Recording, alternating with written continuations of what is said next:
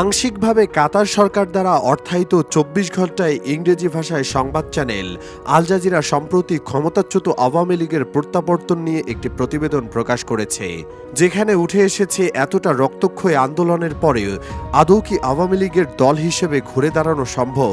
উত্তরে বলা হচ্ছে, বাংলাদেশ জুড়ে যখন সহিংস পরিস্থিতি দ্রুত ছড়িয়ে পড়ছিল, তখন একজন মন্ত্রীর এমন স্বাভাবিক আচরণ অনেকের কাছে আওয়ামী লীগের মাঠ পর্যায়ের বাস্তবতা থেকে সম্পূর্ণ বিচ্ছিন্নতার প্রতীক।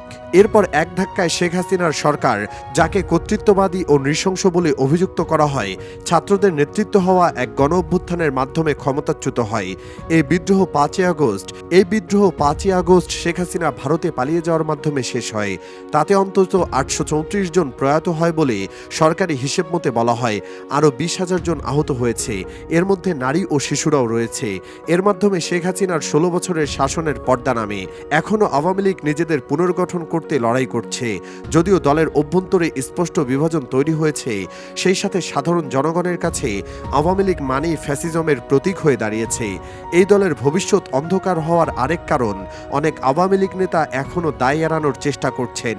তাদের দাবি, আন্তর্জাতিকভাবে কুটচালের শিকার তারা, পুরো ক্ষয়ক্ষতি নিজেদের কোনো দোষেই তারা দেখেন না। তাই সব মিলিয়ে বাংলাদেশ আওয়ামী লীগকে গ্রহণ করা নিয়ে সংশয় স্পষ্ট।